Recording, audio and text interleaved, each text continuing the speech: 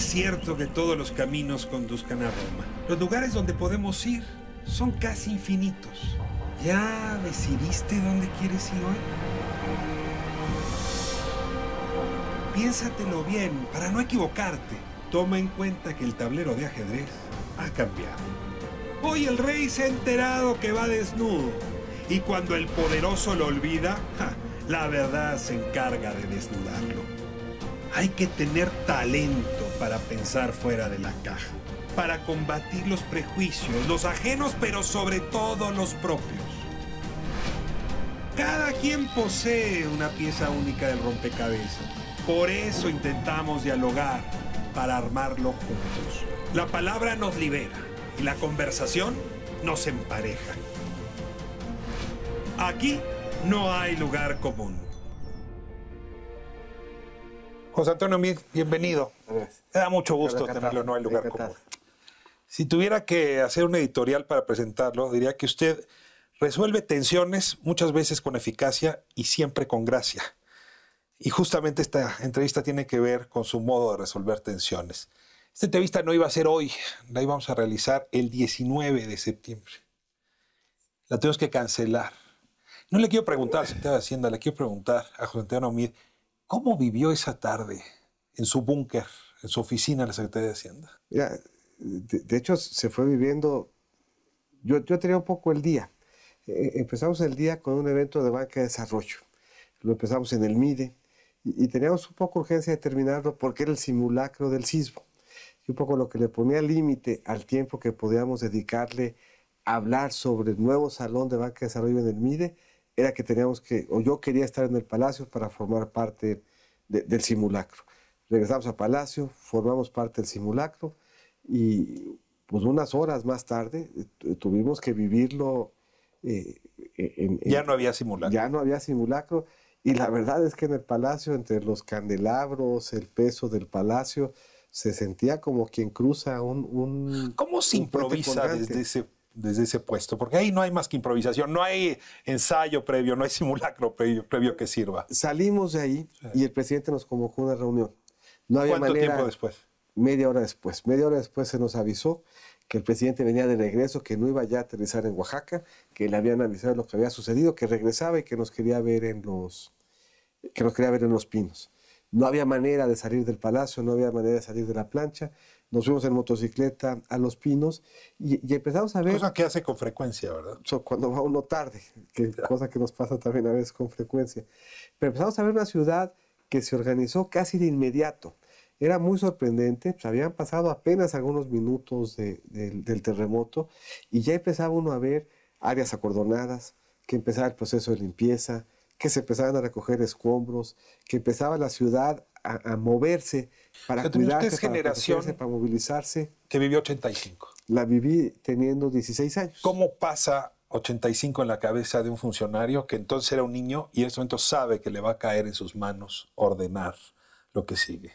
Sintiendo primero pues, una gran preocupación de qué iba a implicar esto como el 85 en términos de vidas, en términos de patrimonio, en términos de familias, sabiendo también que como en el 85 uno de los primeros elementos, probablemente el más importante del que se iba a echar mano, era de una sociedad que se iba a movilizar, en donde íbamos a poder ver como vimos al servidor público y al ciudadano, en donde íbamos a poder ver como vimos al policía, al marino, al soldado, con el estudiante universitario, con el jefe de familia. En 85 se criticó al gobierno por no ponerse al frente, por sentirse rebasado.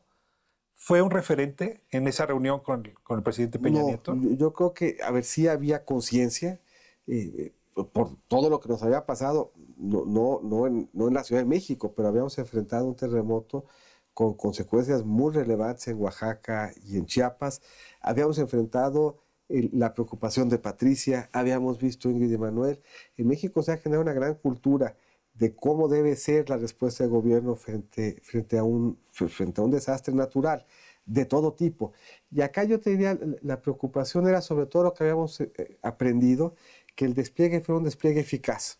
Y un despliegue eficaz que tiene muchas dimensiones, desde unas que uno se imagina muy bien, De inmediato, por ejemplo, en las reuniones, el doctor Narro, Miquel Reyes Baeza, vamos a reprogramar las cirugías que estaban programadas, vamos a abrir espacios en los hospitales, vamos a tener medicina, doctor y hospital, listo por si se ocupa.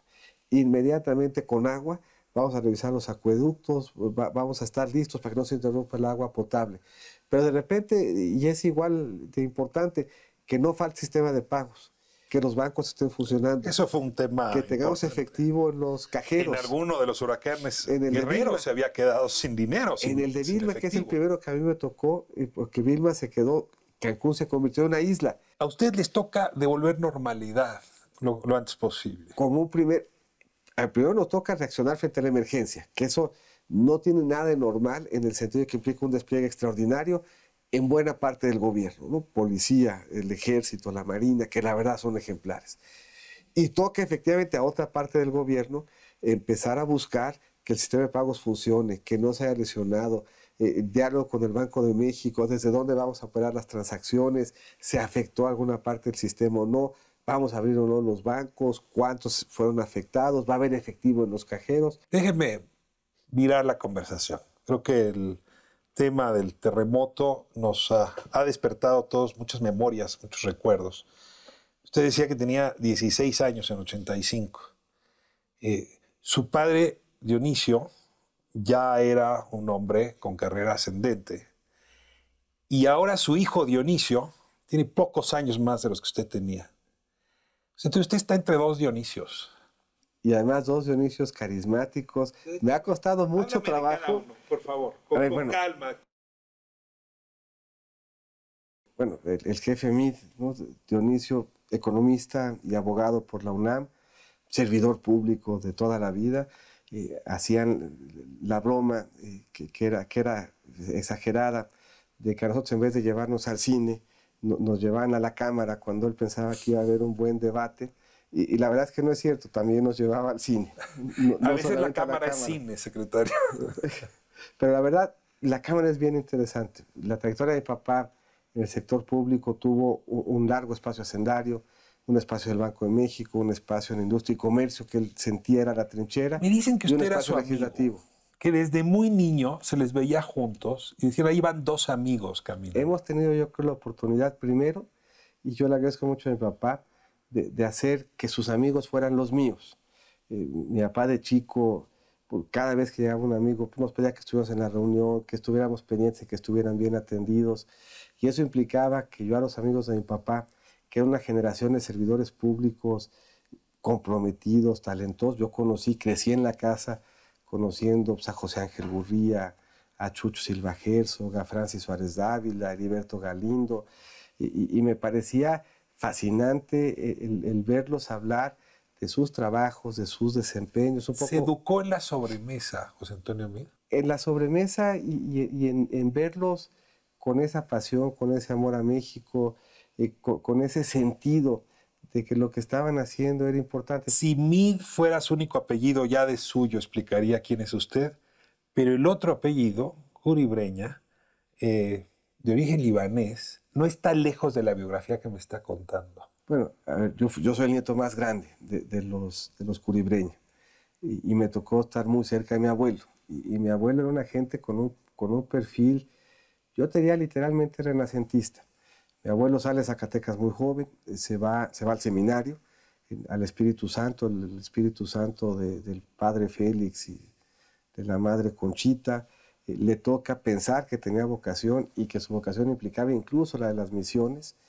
Afortunadamente en tiempo se da cuenta de que no va por ahí. No me da tiempo de preguntarle por qué afortunadamente. Pues si no, nos estaríamos acá, estaríamos cayendo en lugares comunes y tendríamos que estar hablando con otra gente. Estudia al mismo tiempo Derecho y Artes Plásticas. Derecho en la Libre, Artes Plásticas en la UNAM, en la Academia de San Carlos, en dos vocaciones que habrían de definir, abogado y escultor. Pero al mismo tiempo tomaba clases de música en el conservatorio, tocaba muy bien el piano, escribía reseñas Da Vinci, en todas. conciertos para el periódico. Ya casado a alguna altura decidió que quería aprender fotografía y se fue 6 meses a estudiar fotografía a Nueva York. Y nos enseñó, nos legó el hecho de que uno sí debía tener vocaciones definitivas. La abogacía, el arte plástica para él, para mí la economía, el derecho, el servicio público, pero que debía uno tener vocaciones temporales y que las vocaciones temporales debía uno de perseguirlas con igual pasión. ¿Hay que reencarnar varias veces en esta vida? Eso decía otro gran amigo que era Gómez Villanueva, que decía que en esta vida había que aprender a morir para volver a vivir y que tenía que saber que tenía unos diferentes ciclos. Ahora, las dos familias encuentran en la religión un punto en común. Ambos abuelos, Luis o José, fueron hombres de ir a misa todos los días. Sí, me voy a corte y me cuenta cómo se vive la misa de los abuelos. Regresamos un momento. No hay lugar común.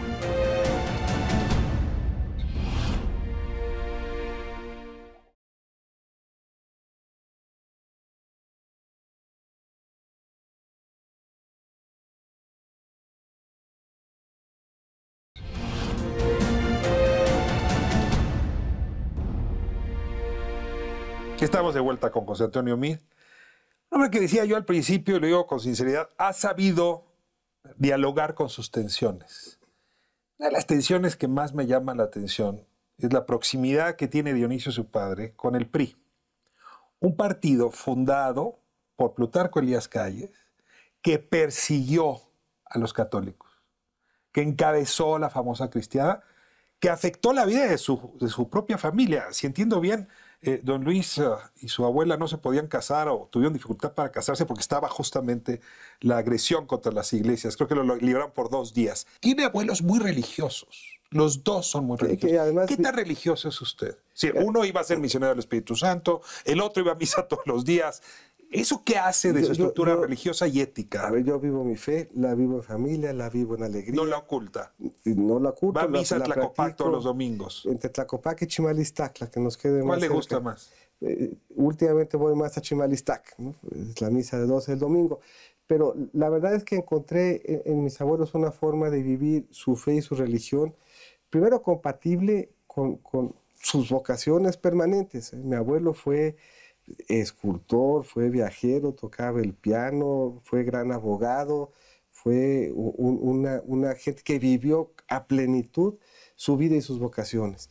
Mi abuelo Meade jugaba nada cercano dominó, a la Santa Inquisición, ¿verdad? Jugaba dominó, era el contador de los músicos y reportaban que en la casa pues, todos los jueves había bohemia. Entonces tenía una forma auténtica, feliz de vivir su fe, de vivir su vida, y a nosotros inculcaron esos valores que nos permiten hacer no solamente compatibles, sino una parte integral de la forma como entendemos. Pero con Plutarco Elías Calles nada. No, a ver, yo creo que hay que recordar también pues, un poco la Iglesia, y yo creo que esa es una prueba de fe. La Iglesia ha tenido sus claroscuros en la historia del mundo y en la historia del país, prueba de que Dios es más grande que su Iglesia. Voy a otro claroscuro. Estuvo en este mismo sillón hace unas semanas Ernesto Cordero.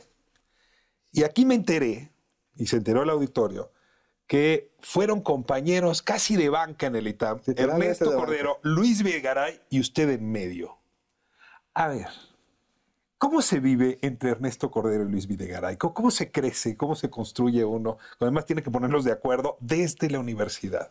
En afecto, en gran amistad, y con la gran fortuna de habernos acompañado muchos años construyendo. Y yo creo que ese es un tema que también es lección de vida. Mi primera clase en el ITAM, no sé si así lo platicó Ernesto, pero los dos tuvimos que tomar mate cero, un curso remedial, para poder entrar más o menos ahí. No, él me dijo que él era buenísimo para las matemáticas. Sí era, pero tuvo que tomar mate cero junto conmigo en ese curso. ¿Y Luis no? No, Luis entró, a ver, Luis llega, de hecho incluso antes que yo, Luis empieza economía, ya llevando un año y medio a estudiar derecho, la segunda carrera, yo todavía no empezaba siquiera el proyecto, y habiendo visto que mi papá lo hizo, pero de repente encontrar una gente como Luis que llegaba a su segunda carrera, pues me hizo pensar que era factible. Yo, que es una pena también, pero ahora que me empiezan a invitar ya a hablar con estudiantes para que les dé yo lecciones de vida, lo que me hace sentir profundamente mayor. Le faltan 2 para llegar a los 50, todavía ya puede. Ya en el 5.º piso. Pero una de las lecciones de vida es que hay que cuidar a sus amigos. ¿No importa el partido? Yo creo que no. Yo creo que la verdad es que en el caso de esta generación, que la verdad ha sido una generación extraordinaria, porque somos Cordero, Luis y yo, pero más menos dos, en esa generación encuentro uno... Poiré también. Poiré, secretario de Estado, Dionisio, secretario de Estado. La verdad es que es una generación destacada en el servicio público. Y yo creo que el servicio público, en la dimensión técnica, en la dimensión de la construcción de política pública, implica siempre tener capacidad de reconocer y de empatizar con otras visiones. México ha tenido que construir en pluralidad. Aquí Ernesto me dijo claramente que si las cosas salían mal en el PAN y usted era candidato a la presidencia, vería con buenos ojos aproximarse. A ver, ¿la amistad juega en eso? ¿Las ideas? Y por cierto, ¿cómo lo recibiría usted si llega y le dice, señor candidato, en caso que esto ocurra, tenemos interés de jugarla con ustedes del PAN? A ver, yo creo que la amistad, la comunión en valores, el camino que hemos recorrido juntos. Ernesto ha sido mi jefe muchas veces. Yo le tengo aprecio, admiración, lo reconozco como un gran secretario de Hacienda en momentos muy difíciles, lo reconozco como una gente que tuvo una gran capacidad de diálogo desde el Congreso.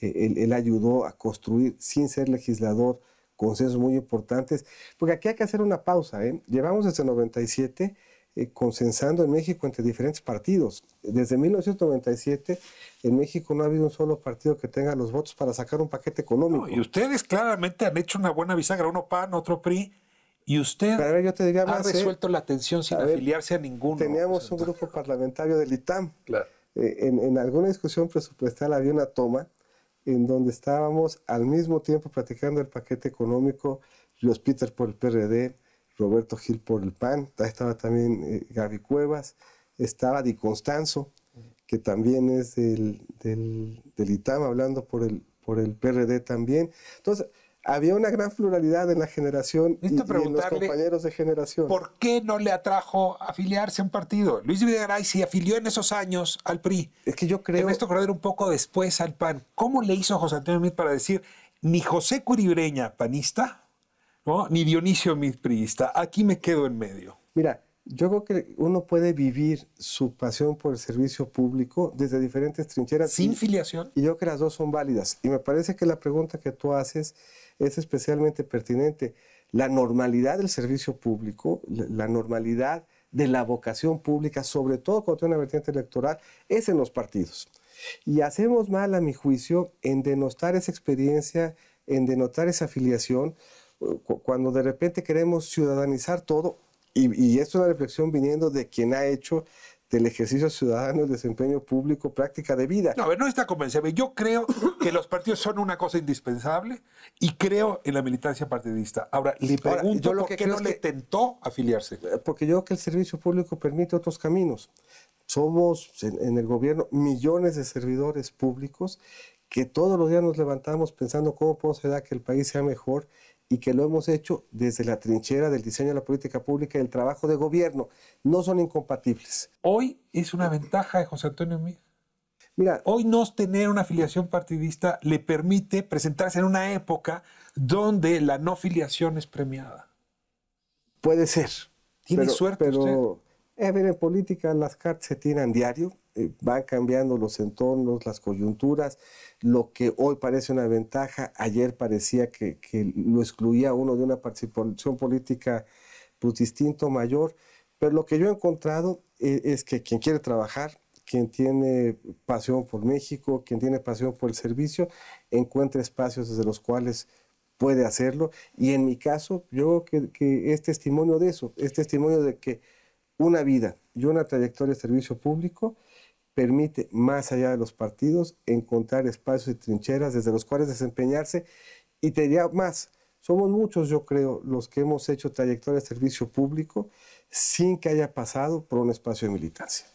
Pocas cosas se presentan con mayor contraste que la distancia con Andrés Manuel López Obrador. O sea, usted y López Obrador me parecen dos personajes casi en los polos opuestos.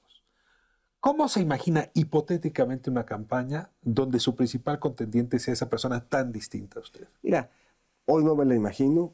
Hoy estoy metido en un poco sacar el paquete, en ayudar a acompañar el proceso de reconstrucción desde su vertiente desde su vertiente financiera. Y yo creo que un poco hay algo de fondo interesante sin caer en los lugares comunes. Llama la atención una vocación de servicio público que se haya traducido como único objetivo en la búsqueda del poder por 18 años. Ciertamente es un tema interesante, es una obsesión que yo creo que un poco en los contrastes está. Yo creo que el que le define a uno su vida, el buscar con obsesión eso como método por tanto tiempo, pudiendo haber aprovechado 18 años para de veras hacer diferencia en la construcción de acuerdos, en el ejercicio de la vocación pública desde cualquier otra trinchera, hablaría, a mi juicio, pues, de una personalidad mucho más constructiva y útil. Incluye en esos años la jefatura de gobierno, pero voy hacia la otra contradicción interesante. Hemos estado hablando de su pasado y al mismo tiempo usted es un hombre con visión de futuro. Está parado ahí en medio. Le dejé hace un momento la pregunta pendiente. Denis, su hijo, va a llegar a la plenitud de la edad adulta entre 2018 y 2024. No me diga qué no quiere para esos años. Eso ya hemos oído mucho. Yo le preguntaría qué sí quiere para México entre 2018 y 2024. ¿Qué quiere para Denis, su hijo? Mira, yo creo que él crea en México, que él vea y estudie su carrera en un México en donde tiene alternativas, en donde tiene opciones, en donde pueda salir a la calle seguro, en donde tenga certeza de que va a tener un país mejor que el que tuvimos nosotros, en donde cada día que pase de su trayectoria, de su carrera, de su vocación, la puede ejercer en un país con más oportunidades, en un país que le ofrezca un entorno mejor que el que tuvimos nosotros. ¿Cómo interpreta la frase del presidente en la Asamblea del PRI? Estamos entre el pasado y el futuro. Me parece que la frase es correcta como nunca en este proceso que vamos a vivir. Por muchos años se dijo que México estaba sobrediagnosticado. Por muchos años dijimos que México tenía que cambiar, que México tenía que hacer reformas, que las rigideces que México teníamos no implicaban, no permitían que México creciera y que agotara su potencial. Finalmente, después de todos esos años de decirlo, nos pusimos de acuerdo, que es una cosa que vale la pena acreditar. A ver, yo era canciller y la gente me decía, oye, pero el presidente no tiene mayoría. No tiene mayoría. Oye, ¿y la agenda que se acordó? Pues sí, se acordó una agenda. Oye, pues las reformas son bien importantes y de gran envergadura. Sí son. Y la gente volteaba a ver a México como un ejemplo de una democracia que funciona. Se logró de manera muy importante y hoy las hemos puesto a prueba de una forma que no nos imaginábamos. En el 2014 el precio del petróleo andaba arriba de 100, en el 2014 pues, la economía del mundo parecía que le iba a dar la vuelta a la crisis, en el 2014 parecía que íbamos a tener el lujo de que las reformas se implementaran en un país que estaba atravesando por un contexto internacional extraordinario. Y de repente empezamos a tener o a enfrentar choques brutales. Choques que tenían que ver con el precio del petróleo, choques que tenían que ver con el señor Donald Trump, secretario. Un choque bien importante de confianza, el más importante de confianza que hemos tenido en 20 años. Acabamos de ver el reajuste de la tasa de crecimiento. Y la pregunta es ¿por qué? ¿Qué nos ayudó a enfrentar ese reto con una economía resistente, con una economía flexible, con una economía que crece? Fueron las reformas. No lo dijo usted, lo digo yo. Usted es una apuesta de futuro. Le voy a rogar que nos regale ese siguiente capítulo de esta entrevista en ese mismo asiento en unos meses. Déjeme cerrar con una lista de preguntas muy rápida. Lo primero que le venga a la cabeza a José Antonio Meade, su palabra favorita. Ay, caray. Está muy buena. La palabra que más detesta. Confrontación. ¿Qué le desagrada más? ¿Qué no soporta? La desidia. El sonido que más placer le produce. Es la voz de mis hijos. El sonido que más detesta. De nuevo, el sonido asociado a la discordia. Si no hubiese sido abogado, economista, político, funcionario público, dejemos eso a un lado. Urbanista. ¿Le gusta la ciudad? Me encanta la ciudad. Bueno, ya me dijo que cree en Dios. Sí. Un día dejará este planeta, como todos lo haremos. ¿Qué pasaría cuando ese Dios lo reciba? ¿Qué le gustaría que le dijera? ¿Cuál sería el mensaje de bienvenida? Que con los talentos que me dio, le entregué buenas cuentas. Que los puse en juego, que los arriesgué y que con las oportunidades que tuve cumplí con él, cumplí con quien me dio oportunidades y cumplí con mi país, dejándolo a través de mi trabajo mejor de como lo encontré. Este programa está dedicado también a encontrar esos lugares que nos reúnen, esos lugares que nos vuelven parte de una misma comunidad. Muchas gracias por construir lugar común, secretario. Próxima semana, ADN 40, 7 de la tarde. Muchas gracias por acompañarnos.